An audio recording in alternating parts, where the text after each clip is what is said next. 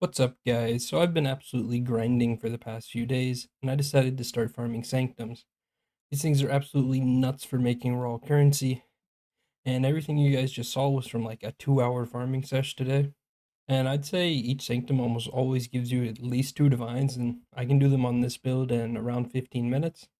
So I'm running Hexblast right now and have gotten this build about as optimized as I need to be able to do this, so I'll just go over what my build looks like quickly. If you guys just want the POV and don't want to hear me talk, it will be in the description below. Just consider hitting that sub button while you're down there. So let's hop right into path building. So here you guys can see my skill tree, and there are a few things I want to talk about here. First are these cluster jewels. These are one of your biggest upgrades, and ideally you want 2 mods on these that increases your chaos damage by 30%. So here mine is not actually perfect and would be a little more efficient if I got one with Unholy Grace down here. And then these medium cluster jewels up here increase your DPS by a ton. So you're going to want to make sure you're running 4 of these. And for every jewel socket we have, you are going to want global critical strike multiplier and percent increased spell damage.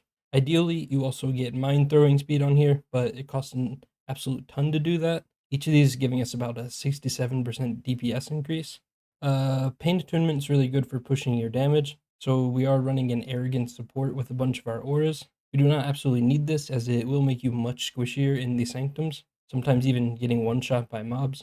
But the idea here is that we do so much damage that we never get hit by anything. So over here in the skills, the main thing to note is our Animate Guardian. Now this thing is absolutely not necessary in order to blast through level 83 Sanctums, but it does make it a lot smoother, and the only problem with this is that the Guardian is kind of difficult to keep alive. So for gear on him, I've been using Grathkul's Pelt and any rare gloves with a ton of life regeneration rate to keep him alive.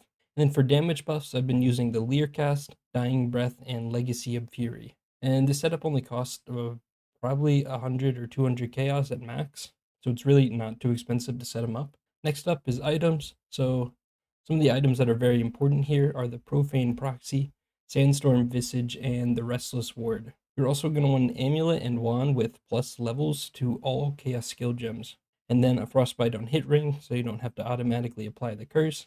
And Sandstorm Visage is easily the most important item for this build, as it will literally 2x your damage. If you are struggling to afford one, I would recommend farming level 73 Sanctums. These aren't as good as the 83s. They will allow you to easily farm out 10 to 15 divines in a few hours. So I will also make a POB with a setup for farming those without a Sandstorm Visage.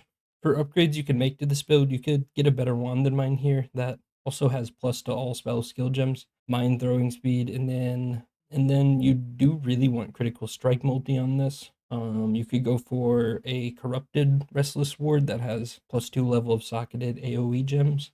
That would be pretty expensive, but also extremely strong. A good Watcher's Eye would be a pretty solid upgrade, and then of course a Mage Blood would make this actually insane. So yeah, that's what I've been farming Sanctum with, and plan to keep doing so for a few days till I start working on a solid tier 17 mapper. I will try to make a pretty in-depth Sanctum guide tomorrow, so let me know if you guys would be interested in seeing that down below. So yeah, thanks for watching. Consider hitting that like and subscribe button down below. It means a ton to me, and keep on grinding.